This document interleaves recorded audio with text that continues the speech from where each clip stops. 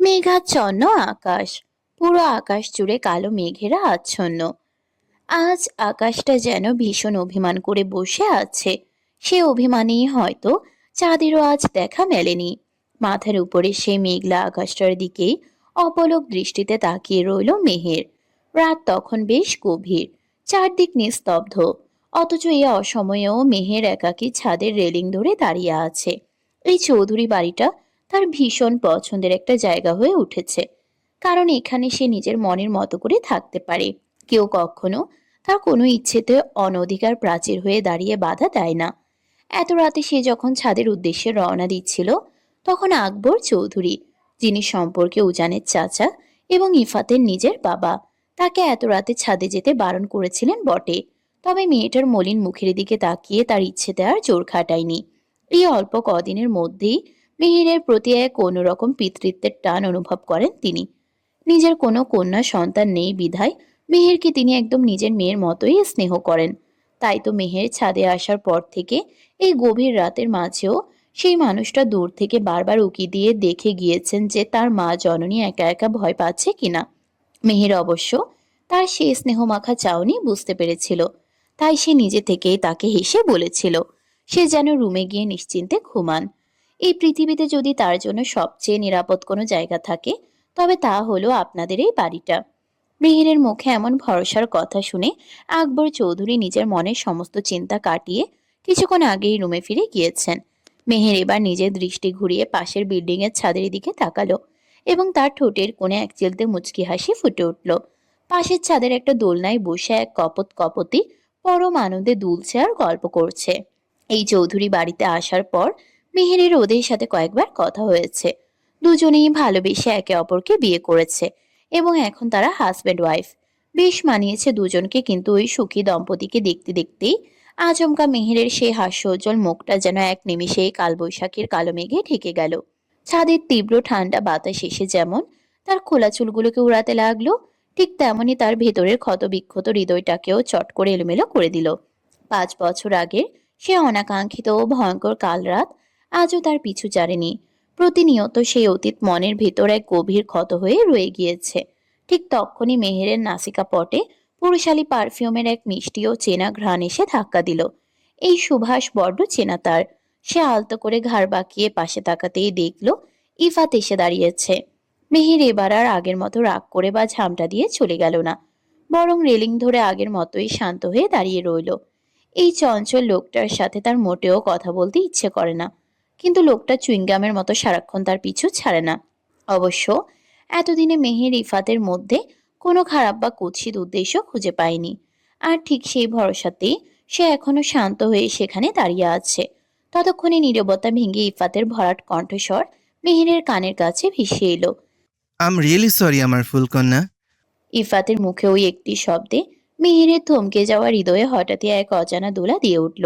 সে ঘাড় ঘুরিয়ে একরাশ গভীরতা নিয়ে ইফাতের চোখের দিকে তাকালো।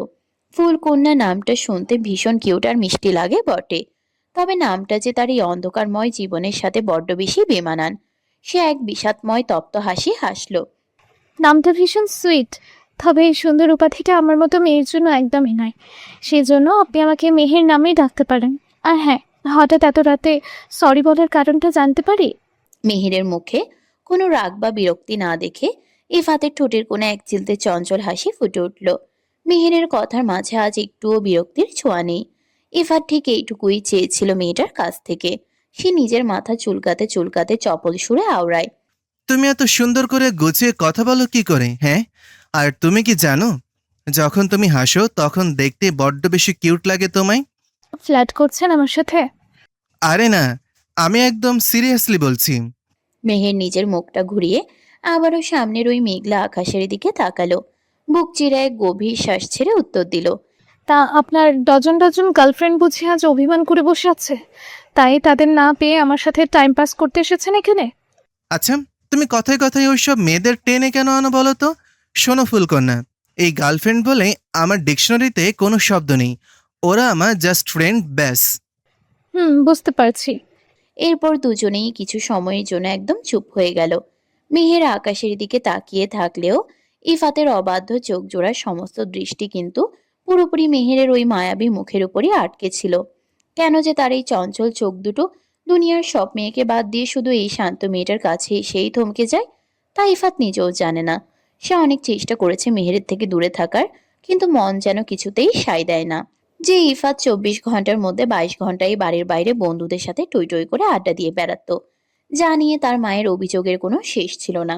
সেই ইফাত এখন 24 ঘন্টার মধ্যে হাতে গোনা মাত্র কয়েক ঘন্টা বাইরে থাকে, আর বাকিটা সময় ঘরের কোণে কাটায়। আর এই জাদুকরী পরিবর্তনের মূল কারণ যে মেহের নিজেই, তা বাড়ির অন্য সবাই বুঝতে না পারলেও উজানের তীক্ষ্ণ চোখ কিন্তু ঠিকই ফাঁকি দিতে পারেনি।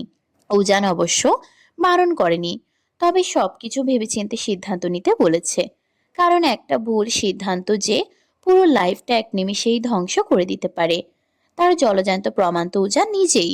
এই গভীর নীরবতার মাঝেই হুট করে ইফাতের পকেটে থাকা ফোনটা অনবরত কেঁপে উঠল। আজ এইটুকু সময়ে কম হলেও অন্তত 50 বারের উপর ফোন এসেছে তার মোবাইলে, আর মেসেজের তো কোনো হিসাবই নেই। এই অনবরত নোটিফিকেশনের শব্দে ইফাত ভীষণ বিরক্ত হলো। মনে মনে ভাবলো, যেখানে সে নিজে থেকে কারো ফোন ধরছে না, সেখানে এই মেয়েদের এত মেসেজ দিয়ে বিরক্ত করার কি দরকার। ইফাতের ওই চরম বিরক্তি মাখা মুখের দিকে তাকিয়ে মেহের আর নিজের হাসি চেপে রাখতে পারল না। সে খিলখিল করে হেসে উঠল। মেহেরের সেই মুক্ত ঝরানো হাসির দিকে তাকিয়ে ইফাতও নিজের সমস্ত বিরক্তি ভুলে নিঃশব্দে হেসে ফেলল। মেহের নিজের হাসি থামিয়ে বলল, আপনার এত এত ভালোবাসার মানুষ আপনাকে মনে করে ফোন মেসেজ করছে, অথচ আপনি রোমিও সেজে এখানে দাঁড়িয়ে আছেন। তাদের সাথে কথা বলছেন না কেন? আরে চুপ কর তো। ওই অসহ্য মেয়েদের সাথে এখন আর বিন্দুমাত্র কথা বলতে ইচ্ছা করে না আমার। জানো, গত সপ্তাহ থেকে আমি কারোর সাথে একটাও কথা বলিনি। সবার সাথে একদম অফিসিয়ালি ব্রেকআপ করে নিয়েছি। তবুও কিছু বেয়াদব মেয়ে নাছোড়বান্দার মতন আমাকে বিরক্ত করে যাচ্ছে। তবে আমি তো জানতাম ওইসব সুন্দরী মেয়েদের সাথে চ্যাট করতে আর ফ্লার্ট করতে না পারলে আপনার মনের নাকি শান্তি মেলে না। ওটা শান্তি ছিল না ফুলকন্যা, ওইটা ছিল একটা সস্তা নেশা। অবশ্য সেই সস্তা নেশা আমার মন থেকে এখন পুরোপুরি কেটে গিয়েছে। এখন আমার লাইফে এমন একজন বিশেষ মানুষ এসেছে, যাকে ঘিরে এই চঞ্চল আমিটা বাকি জীবনটা শান্ত হয়ে কাটাতে চাই। তাকে নিজের করে পাওয়ার জন্য শুধু এই মেয়েদের নেশা কেন, আমার লাইফের যত রকমের বাজে অভ্যাস আছে আমি এক পলকে সব ছেড়ে দিতে রাজি আছি। মেহের ইফাতের চোখের সেই গভীর আকুলতা দেখতে পেল না, তাই মুচকি হেসে বলল, বেশ ভালো তো। তা আপনার সেই বিশেষ মানুষটার সাথে আমাকে কোনোদিন একটু দেখা করিয়ে দিয়েন তো। না মানে, আমি তাকে পার্সোনালি একটু বলে দিতাম, যাতে সে আপনাকে সারাদিন ওভাবে টই টই করে ঘুরতে না দিয়ে জলদি কোনো একটা জবে জয়েন করতে বাধ্য করে। আমি কোনো জব বা বিজনেস করলে তুমি খুশি হবে ফুলকন্যা? আমার খুশির চেয়েও আপনার মা বাবা সবচেয়ে বেশি খুশি হবেন। তারা সবসময় চান তাদের একমাত্র ছেলে যেন এবার একটু সংসারী হয়ে তাদের পাশে এসে দাঁড়ান। ওকে ফাইন, আগামীকাল থেকে আমি আমার ড্যাডের সাথে অফিসে যাব আর মন দিয়ে বিজনেস শিখব। এরপর মেহের আর কথা বাড়ালো না। রাতের শীতল বাতাসের গতি ধীরে ধীরে বাড়তে থাকায় তার শরীরটা কিছুটা কাঁপছিল, তাই সে রেলিং ছেড়ে পাশের দোলনাটায় গিয়ে বসলো। ইফাতও কোনো দ্বিধা না করে ধীর পায়ে গিয়ে তার ঠিক পাশেই বসলো। গত এক সপ্তাহে এই মানুষটাকে মোটামুটি খুব কাছ থেকে চিনেছে মেহের। সে মনে মনে যতটা খারাপ ভেবেছিল, লোকটা আসলে তেমন নয়, শুধু একটু ছন্নছড়া আর অবাধ্য। এতকাল পুরুষ জাতির প্রতি মেহেরের মনে যে তীব্র ঘৃণা আর ভয় জন্মেছিল, চৌধুরী বাড়ির ছেলেদের ব্যবহার দেখে তা যেন এখন একটু হলেও কমতে শুরু করেছে। এই বাড়ির প্রতিটা ছেলেই একদম ভিন্ন ধাতুতে গড়া। তারা নারীদের সম্মান করতে জানে। ঠিক তখনই নীরবতা ভেঙে ইফাত আবারও ফিস ফিস করে মেহেরের কানের কাছে মুখ এনে শোধালো, আচ্ছা ফুলকন্যা, এই মাঝরাতে একা একা অন্ধকার ছাদে চলে এলে তোমার একটু ভয় করছিল না? যদি হুট করে কোনো ভূত প্রেত চলে আসতো? মেহের এবার নিজের পুরো দৃষ্টিটা স্থির করে ইফাতের চোখের উপর রাখলো। তার ঠোঁটের কোণে আবারও সেই চিরচেনা বিষাদময় তপ্ত হাসিটা ফুটে উঠল। সে অত্যন্ত শান্ত ও গম্ভীর গলায় উত্তর দিল, তাসনুভা মেহের কোনো কাল্পনিক ভূত প্রেতকে ভয় পায় না মিস্টার। সে যদি এই পৃথিবীতে কাউকে সবচেয়ে বেশি ভয় পায়, তবে তা হলো এই নিষ্ঠুর পুরুষ জাতিকে, যারা নিজের স্বার্থের জন্য একটা মেয়ের আলোয় ভরা সুন্দর জীবনটাকে এক নিমেষে অন্ধকার নরক বানিয়ে দিয়েছিল। মেহেরের কথার ভেতরে সেই তীব্র লুকানো ক্ষত টের পেয়ে ইফাতের বুকটা কেমন যেন মোচড় দিয়ে উঠল। সে অত্যন্ত নরম সুরে জিজ্ঞেস করল, সেই জন্যই কি তাহলে তুমি এতদিন আমার সাথে একটাও কথা বলনি? আমাকে এড়িয়ে চলছো? কিন্তু কেন? তুমি পুরুষ জাতিকে এত ভয় পাও কেন ফুলকন্যা? কি হয়েছিল তোমার অতীতে? হাহ, সেই সব কথা আপাতত মনের কোণেই লুকানো থাক। সময় হলে কোনো একদিন না হয় বলবো। কিন্তু তার আগে বলো, শুনলাম তুমি আমাদের এই বাড়ি ছেড়ে চলে যাচ্ছ। কথাটা কি সত্যি? আপনাদের বাসায় মেহমান হয়ে রয়েছি আজ প্রায় 15 দিন হয়ে গেল। তাছাড়া আগামীকাল থেকে আমাদের কলেজও খুলে যাবে। তা ভাবছি আমি কাল কলেজ শেষ করেই সরাসরি ফুপির বাসায় চলে যাব। ভাইয়াকে বলে দিয়েছি, সে এসে আমার জিনিসপত্রগুলো নিয়ে যাবে। মাত্র 15 দিন কেউ এভাবে নিজের বাড়ি ছেড়ে চলে যায়? বোনের বাড়িতে এত বেশি দিন থাকতে নেই। মেহের দোলনায় দুলতে দুলতে বলল। ইফাত মেহেরের কথা শুনে নিজের মুখটা অন্যদিকে ঘুরিয়ে নিয়ে অত্যন্ত নিচু সুরে বিড়বিড় করে আওড়ালো। তাহলে নিজের শ্বশুর বাড়ি বানিয়ে ফেলো। মেহের ইফাতের সে অস্পষ্ট কথা পুরোপুরি বুঝতে না পেরে নিজের জোড়া ভ্রু কুঁচকে কৌতূহল নিয়ে জিজ্ঞেস করলো। কিছু বললেন আপনি? না না, কিছু বলিনি। অনেক রাত হলো, আকাশে মেঘও বাড়ছে। চলো এবার নিচে নামা যাক। মেহের ইফাতের পায়ে পা মিলিয়ে নিচে নেমে গেল। আর ইফাত আর চোখে বারবার মুগ্ধকর দৃষ্টিতে তাকিয়ে রইল। আজ উজানের ভার্সিটির প্রথম দিন, তাই আগে রেডি হয়ে ড্রয়িং রুমে হাজির হয়। তারপর ধীরে ধীরে আরিয়ানের পাশে গিয়ে বসলো। সোফার অন্য প্রান্তে বসে আরাম করে সকালের গরম চায়ে চুমুক দিচ্ছেন আরিফুল চৌধুরী ও আকবর চৌধুরী। উজান সোফায় বসে কোনো দিকে না তাকিয়ে এক মনে নিজের ফোনের স্ক্রিনে স্ক্রল করতে লাগলো। ঠিক তখনই আরিফুল চৌধুরী চায়ের কাপটা পিরিচে রেখে ছেলের দিকে তাকিয়ে অত্যন্ত রহস্যময় এক হাসি দিয়ে বলে উঠলেন। কিরে বাপ, গত রাতের ঘুম কেমন হলো তোর? বাবার মুখ থেকে হুট করে এমন অদ্ভুত ও বাঁকা প্রশ্ন শুনে উজান নিজের জোড়াব্রু কুঁচকে তাকালো। সকাল সকাল বাবা হঠাৎ তাকে ঘুমের ব্যাপারে কেন এমন জেরা করছেন তার মাথায় ঠিক ঢুকলো না। সে নিজের কণ্ঠস্বর যতটা সম্ভব নিচু রেখে সংক্ষেপে জবাব দিল। কেমন আবার হবে? রোজ যেমন স্বাভাবিক ঘুম হয় গত রাতেও তেমনই হয়েছে। একদম ঠিকঠাক শান্তির মতন ঘুমটা হয়েছে তো? বাবার এই মাত্রাতিরিক্ত কৌতূহল আর চপল চাহনি দেখে উজান এবার পুরোপুরি বিরক্ত হলো। সে ফোনটা পকেটে পুরে ফিসফিসিয়ে বলল। ড্যাড, সকাল সকাল দয়া করে আমার সাথে ফাজলামো করো না তো। নিজের জোয়ান ছেলেকে সবার সামনে এমন লজ্জাজনক প্রশ্ন করতে তোমার একটুও বাধলো না? ছি। আরে এতে আমার লজ্জা করতে হবে যাবে কেন, হ্যাঁ? আরিফুল চৌধুরী বুক ফুলিয়ে মোক্ষম জবাব দিলেন। বাবার এমন তেড়াবেড়ি উত্তরের পর উজানের অবস্থা এখন একদম বেহাল। মনে মনে ভাবলো তার কপালটাই আসলে মন্দ। একদিকে ঘরে আছে তার ফাজিল বউ, তো অন্যদিকে নিজের ঘরের ভিতরেই বসে আছে সবচেয়ে বড় শত্রু নিজের জন্মদাতা বাপ। রুমে থাকলে বউ সারাদিন জ্বালিয়ে মারে, আর একটু শান্তির জন্য বাইরে বের হলে এই বাপ নামক শত্রু পেছনে লেগে থাকে। উজানকে চুপ থাকতে দেখে আরিফুল চৌধুরী এবার মুখটা বাঁকিয়ে ভিঞ্চি কেটে বলে উঠলেন। তুই আমার ছেলে ভাবতেও লজ্জা লাগে। বিয়ের 2 সপ্তাহ হয়ে গেল, এখনো দাদা হওয়ার সুখবর দিতে পারলি না শালা। লজ্জায় আমার মাথা কাটা যাচ্ছে। কেমন ছেলে পয়দা করলাম আমি, ছি ছি ছি। বাবার মুখ থেকে সবার সামনে শালা উপাধি শোনা মাত্রই উজান সোফা থেকে এক প্রকার ছিটকে দাঁড়িয়ে চিৎকার করে উঠল। সকাল সকাল এই টর্চার সে আর নিতে পারছে না। সে ডাইনিং স্পেসের দিকে তাকিয়ে বাচ্চার মতো চেঁচিয়ে ডাকলো। আম্মু, ও আম্মু, তাড়াতাড়ি এদিকে এসে দেখে যাও। তোমার ওই শয়তান জামাই সকাল সকাল আমার সাথে কেমন জঘন্য ব্যবহার করছে। ঠিক সেই মুহূর্তেই কিচেন রুম থেকে খাবারের প্লেট হাতে নিয়ে ড্রয়িং রুমে প্রবেশ করলেন মৌসুমী চৌধুরী। এসেই নিজের স্বামীর দিকে চোখ রাঙিয়ে তীব্র ঝাঁঝালো গলায় বললেন। তুমি আবার সাত সকালে আমার ছেলেটার পেছনে লেগেছো? ছেলেটার আজ ভার্সিটির প্রথম দিন, নতুন করে ক্লাস নেবে, মনটা ফ্রেশ রাখা দরকার। তোমার বুড়ো বয়সে ফাজলামো আর বিরক্ত করে একটুও বাদ যায় না। বউয়ের ওই বাঘিনী রূপ দেখে আরিফুল চৌধুরী মুহূর্তের মধ্যেই মিয়ে গেলেন। আরে না মৌসুমি, তুমি ভুল বুঝছো। আমি তো জাস্ট ওকে। তুমি একদম চুপ করো। আর একটা বাড়তি কথা যদি আমার ছেলের উদ্দেশ্যে বলছো, তবে আজ তোমার কপালে কোনো ভাত জুটবে না বলে দিলাম। বউয়ের মুখে ভাত বন্ধের হুমকি শোনা মাত্রই আরিফুল চৌধুরী একদম ভেজা বেড়ালের মতো চুপসে গিয়ে সোফায় সোজা হয়ে বসলেন। বাবার এই করুণ দশা দেখে উজান আর নিজের হাসি চেপে রাখতে পারল না। সে সোফায় বসে শব্দ করে হেসে উঠল এবং বাবার দিকে তাকিয়ে টিটকারি সুরে বলল। কি হলো ড্যাড, এখন একেবারে চুপ মেরে গেলে কেন? হাহ, এসেছে আমার সাথে লাগতে। মৌসুমী চৌধুরী তখন উজানের পাশে বসে তাকে নিজের হাতে খাইয়ে দিতে লাগলেন। ঠিক তখনই পাশে বসা আরিয়ান উজানের গলার দিকে তাকিয়ে মুচকি হাসতে হাসতে হঠাৎ অত্যন্ত গম্ভীর ও রসাত্মক সুরে বলে উঠল, আচ্ছা ভাই, তোর গলার ডান পাশে ওইটা কিসের কামড় দিছে রে? লাল হয়ে ফুলে আছে যে। সবার সামনে আরিয়ানের এমন মারাত্মক ও বোমা ফাটানো প্রশ্নে উজান মুখের খাবার গিলতে গিয়ে একদম থমকে গেল। সে বিষম খাওয়ার মতো অবস্থা করে সাথে সাথে নিজের এক হাত দিয়ে গলার সেই নির্দিষ্ট অংশটা চেপে ধরল। হ্যাঁ, সেখানে স্পষ্ট একটা লালচে কামড়ের দাগ বসে আছে।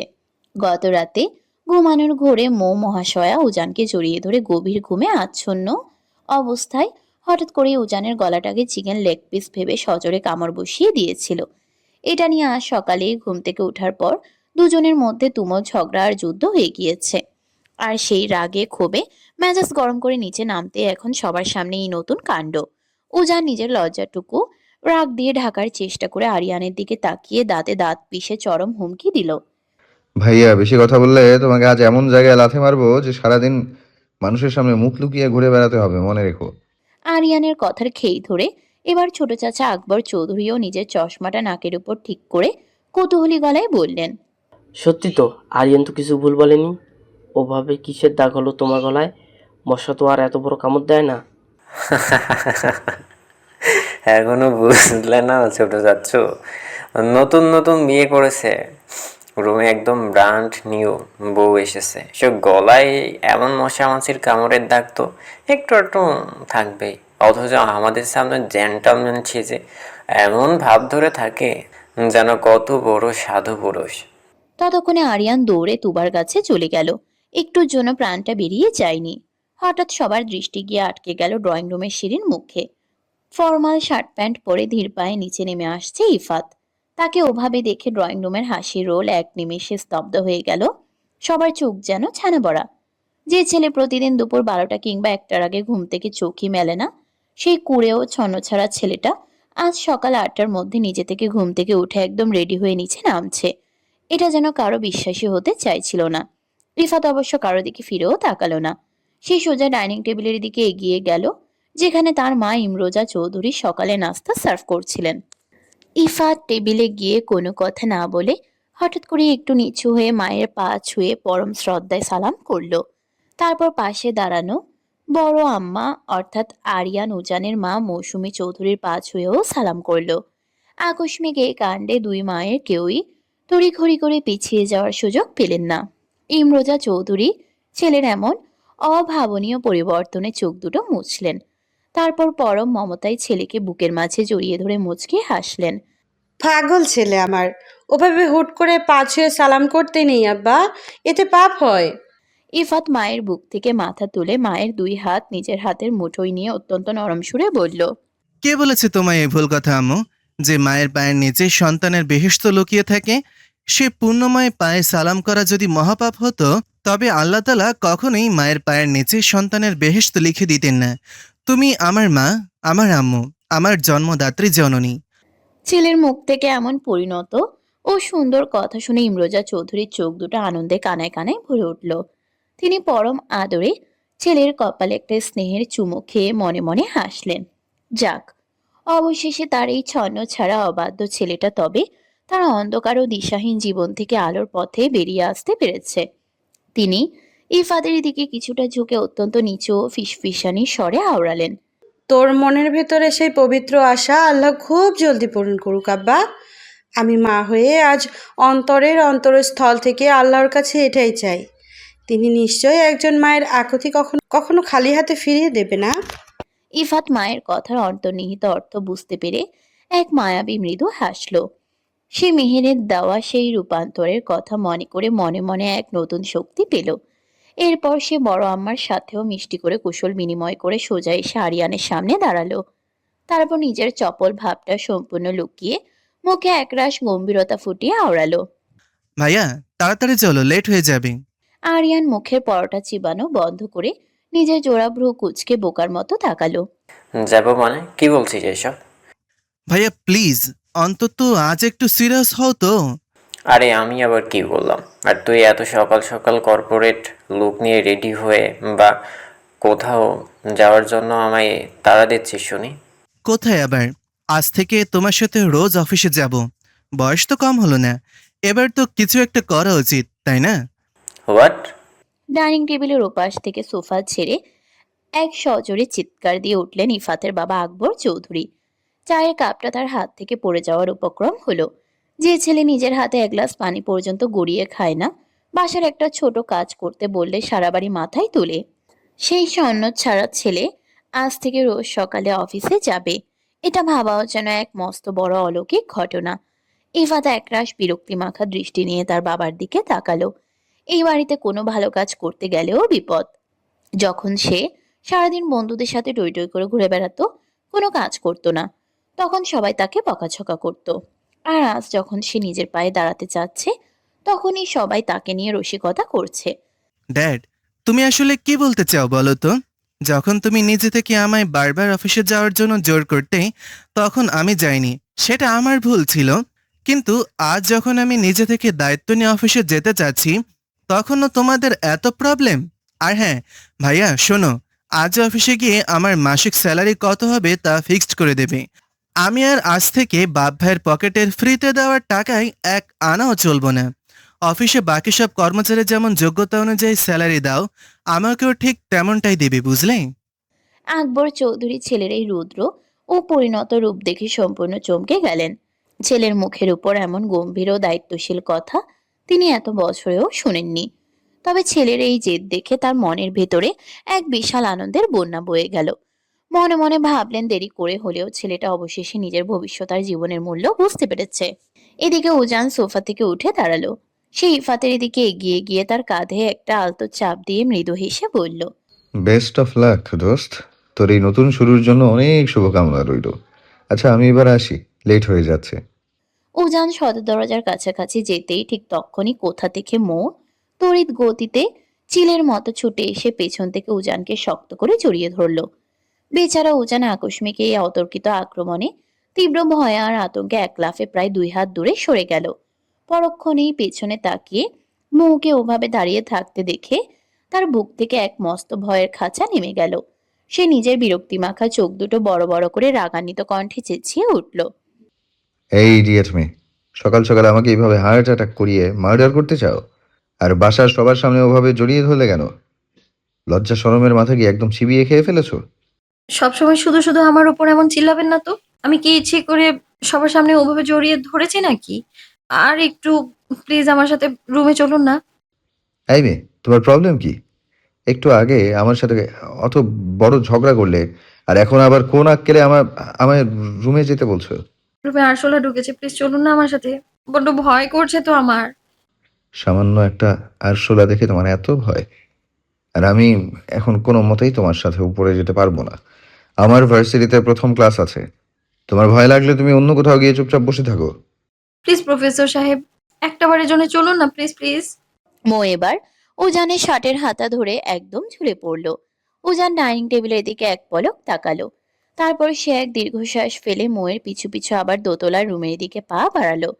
উজান রুমে প্রবেশ করা মাত্রই তড়িঘড়ি করে পেছনে দরজাটা লক করে দিল এবং উজান কিছু বুঝে ওঠার আগেই তাকে সজোরে এক ধাক্কা দিয়ে বিছানার উপর ফেলে দিল। উজান বিছানায় আশ্রে পড়ার সাথে সাথেই নিজে এক লাফে এসে উজানের চওড়া বুকের উপর পুরোপুরি শুয়ে পড়ল। মৌয়ের এমন আকস্মিক ও মারাত্মক কাণ্ডে উজান একদম স্তব্ধ ও আহাম্মক হয়ে রইল। সে মৌকে নিজের গায়ের উপর থেকে দূরে সরিয়ে দেওয়ার জন্য আপ্রাণ চেষ্টা করলো, কিন্তু সরাতে পারল না। মৌ নিজের ছোট ছোট 2 হাত দিয়ে উজানের শার্ট এমন ভাবে আঁকড়ে ধরে রেখেছে যেন কোনোভাবেই তাকে ছাড়বে না। উজান এবার দাঁতে দাঁত পিষে চেঁচিয়ে উঠল, এই ফাজিল মেয়ে, তুমি না নিচে বললে রুমে আরশোলা ঢুকেছে? কিন্তু এখন তো দেখছি তুমি রুমে এনে আমার সাথেই চরম ফাজলামো করছো। এক্ষুনি নামো আমার উপর থেকে। মৌ উজানের ধমক শুনে এবার নিজের মুখটা একটু উপরে তুলল। তার ঠোঁটের কোণে তখন এক মায়াবী ও চপল মুচকি হাসি। সে কোনো কথা না বলে অত্যন্ত পরম মমতায় উজানের ধারালো চিবুকের উপর আলতো করে নিজের উষ্ণ ঠোঁট দুটো ছুঁয়ে দিল। উজান একদম বিস্ময়কর ও স্তম্ভিত দৃষ্টিতে মৌয়ের মুখের দিকে তাকিয়ে রইল। তার মগজ যেন কাজ করা বন্ধ করে দিয়েছে। এই মেয়েটা দিন দিন কতটা অভদ্র আর বেহায়া হয়ে যাচ্ছে। কোনো বারণ বা ধমক সে কানেই তোলে না। উজান নিজের চোখ দুটো রাঙিয়ে কঠোরভাবে তাকালো, তবুও মৌয়ের মধ্যে সেই নিয়ে বিন্দুমাত্র আক্ষেপ বা ভয় দেখা গেল না। সে উজানের কানের লতির কাছে নিজের ঠোঁট দুটো ঠেকিয়ে তপ্ত নিঃশ্বাস ফেলে অত্যন্ত ফিসফিসানি স্বরে আওড়ায়। ভালোবাসি, ভীষণ ভালোবাসি আমার প্রফেসর সাহেব। মৌয়ের মুখ থেকে ওই ভালোবাসি শব্দটা শোনা মাত্রই উজানের মুখের রং পাল্টে গেল। সে তীব্র এক ঝটকায় তড়িৎ গতিতে মৌকে নিজের বুকের উপর থেকে ধাক্কা দিয়ে পাশে ফেলে দিল। উজান এত জোরে ঝটকা দিয়েছিল যে মৌ সামলাতে না পেরে বিছানা থেকে ছিটকে সোজা শক্ত মেঝের উপর আছড়ে পড়ল। আর মেঝের কোণে আঘাত লাগা মাত্রই ব্যথায় কোকানি দিয়ে গুঙ্গিয়ে উঠল সে। মৌয়ের ওই যন্ত্রণা কাতর কণ্ঠস্বর শোনা মাত্রই উজানের ভেতরে সমস্ত রাগ আর জেদ কর্পূরের মতো উড়ে গেল। সে তীব্র এক অনুশোচনা বুকে নিয়ে তড়িঘড়ি করে বিছানা থেকে নেমে মেঝের উপর মৌয়ের সামনে হাঁটু গেড়ে বসলো। নিজের দুই হাত দিয়ে মৌয়ের গাল দুটো ছুঁয়ে আকুল স্বরে বলে উঠল, আই এম রিয়েলি সরি পিচ্ছি। আমি সত্যি বুঝতে পারিনি যে আমার ধাক্কাটা এত জোরে লাগবে। অনেক বেশি লেগেছে, তাই না? কোথায় লেগেছে আমায় দেখাও। এই বলে উজান আর কোনো কথা না বাড়িয়ে মৌকে নিজের পাজা কোলে তুলে নিল এবং বিছানার উপর সাবধানে বসিয়ে দিল। উজান অত্যন্ত উদ্গ্রীব ও ব্যাকুল হয়ে মৌয়ের হাত পা ভালো করে পরীক্ষা করতে লাগলো, মেয়েটা কোথাও বড় কোনো আঘাত পেয়েছে কিনা। ঠিক তখনই তার তীক্ষ্ণ চোখ দুটো আটকে গেল মৌয়ের ডান পায়ের গোড়ালির উপর। সেখানে একটা বড়সড় কালশিটে দাগ পড়ে গেছে, যা দেখে স্পষ্ট বোঝা যাচ্ছে কোনো জায়গায় মারাত্মক হোঁচট খাওয়ার কারণে এমনটা হয়েছে। উজান এবার অত্যন্ত রাগান্বিত ও উদ্বিগ্ন কণ্ঠে আওড়ালো, স্টুপিড গার্ল একটা। এখানে কিভাবে এত বড় খালসিটে দাগ ফেলে ব্যথা পেলে, হ্যাঁ? ওটা কালকে দুপুরে দৌড়াতে গিয়ে পা মুচকে গিয়েছিল। উজান আর এক সেকেন্ডও দেরি না করে রুম থেকে ফার্স্ট এডের বক্সটা এনে বিছানায় বসলো। সে নিজের ঠান্ডা হাত দিয়ে মৌয়ের সেই আঘাতপ্রাপ্ত লাল নীল হয়ে যাওয়া জায়গায় মলম নিয়ে অত্যন্ত আলতো হাতে মালিশ করে দিতে লাগলো। মালিশ করার মাঝেই তার ভেতরের রাগটা আবারও উগরে ওঠে। আস্ত একটা ফাজিল তুমি। নিজের হাত পায়ের কোনো ব্যালেন্স নেই তোমার। সারাদিন পুরো বাসা জুড়ে বানরের মতো এত দৌড়াদৌড়ি কেন করো শুনি? একটু সোজাভাবে শান্ত হয়ে চললে কি মহাভারত অশুদ্ধ হয়ে যায়? এই জন্যই তো কালকে খুঁড়িয়ে খুঁড়িয়ে হাঁটছিলে।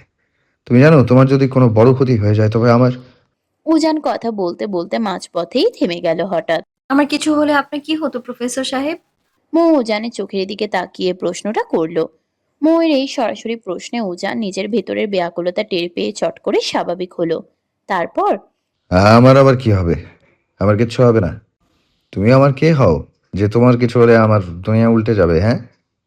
তাছাড়া তোমার যদি কোনো ক্ষতি হয় তবে আম্মু আর ড্যাড মিলে আমাকে এই চৌধুরী বাড়ি থেকে ঘাড় ধাক্কা দিয়ে বের করে দেবে। সবাই ভাববে আমি ইচ্ছে করেই তোমাকে আঘাত করেছি। দেখি পাটা সোজা করো তো। এখন হাঁটতে কোনো প্রবলেম হচ্ছে না তো তোমার? মৌ এবার এক অদ্ভুত ও গভীর অবাক দৃষ্টিতে উজানের এই রূপের দিকে তাকিয়ে রইল।